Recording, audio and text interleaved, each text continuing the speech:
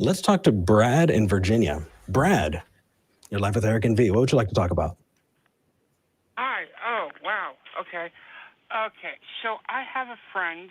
I don't want to dox him, so I'm going to call him Chris. Okay.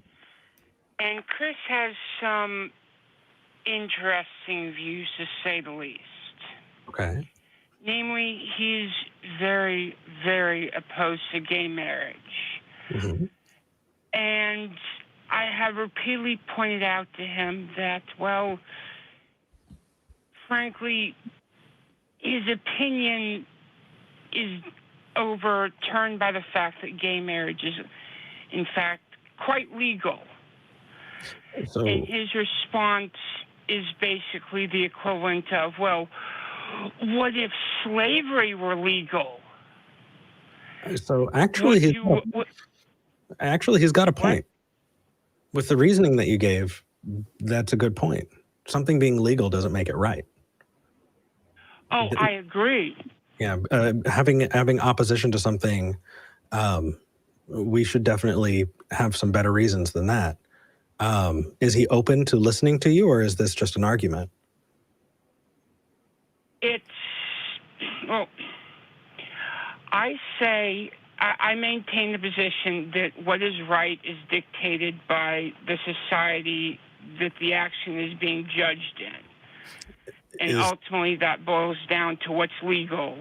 But I recognize that what's legal is not necessarily universally what's right. The law can change, but ideally what's right should not change. So, V, do you want to pick this up, or do you want me to? Yeah, so I think that we're trying to put a lot of weight onto a very single word, which is right. So let's, instead of using the word right, because that has a lot of different connotations and can mean a lot of different things, let's split this up into ethical and let's split this up into legal, okay? Because they're two different things, and sometimes they overlap and sometimes they don't. So when something is ethical, that means that it is good for the other people in the society. It benefits thriving. It's humanistic. It values consent. It values informative dialogue. Ethical is, I scratch my back, you scratch my back, I scratch yours, right? Legal is just what happens to be on the books. And a lot of the time, society progresses much quicker than the laws do. And a lot of the time, we determine ethical behavior based on living in a society and what we like and what we don't like and what benefits us and what doesn't. And then we retroactively have to go back and change the laws and say, okay, we had this where we're here now. We moved all the way over here. So now we have to go back and drag the law along behind us. And that happens quite frequently. So for me, I would say, let's move it away from the legal aspect, because really that doesn't make any headway into whether or not it's right? Because slavery was legal at some point, and helping slaves escape was illegal. So let's leave the legality aside. So let's not say it's legal, so it's right, or it's legal, so it's wrong. Let's say, is it ethical? Does it value consent? Does it see humanity in the other person? Does this harm people without their consent? And if the answer to those questions leaves you into a position of, yes, this is something that people consent to do. This is not something that harms anybody else. This is not something that infringes on other people's rights.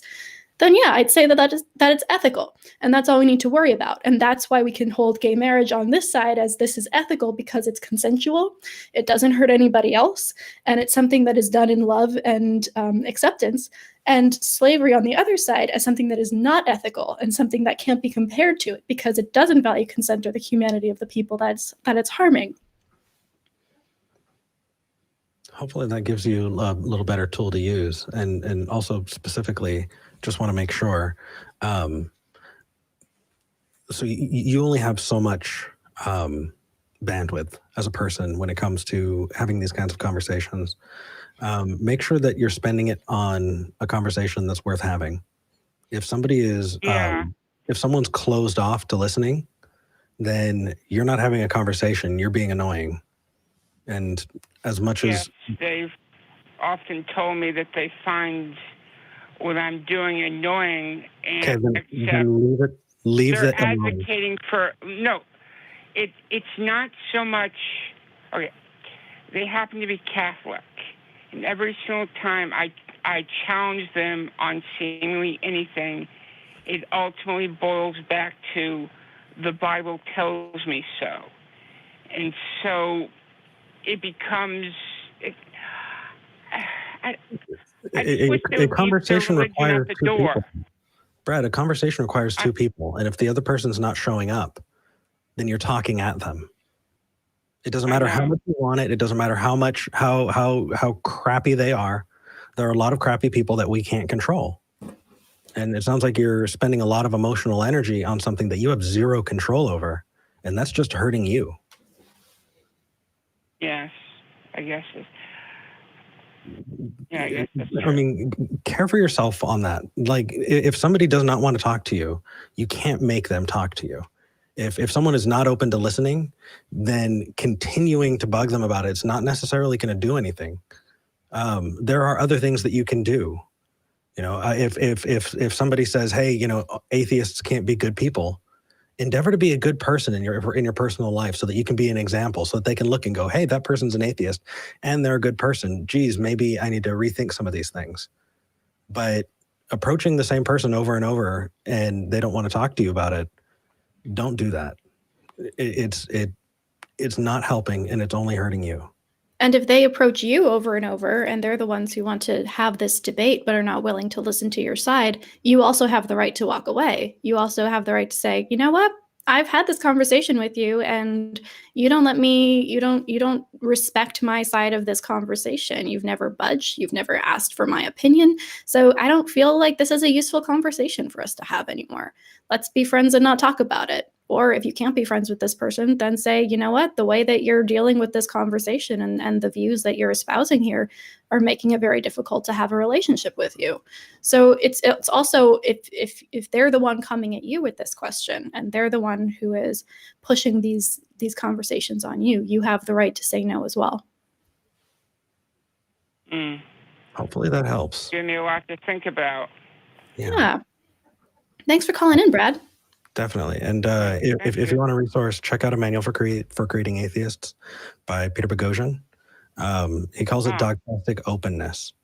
And that's something that I think you should check. Is somebody open to listening and to challenging their worldview, and open to really engaging, or are they just waiting for their turn to talk at you? And that can be a good tool to determine whether or not it's worth having that conversation. Okay. Thank you. Absolutely. Thanks, Brad.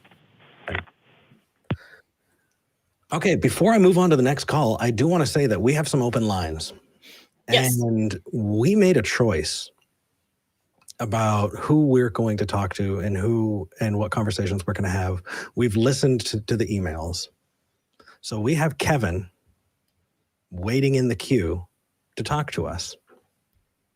And we need more theist callers. If you believe, if you want to talk to us, call now. The number is right there on the screen, and also there's a link to call internationally.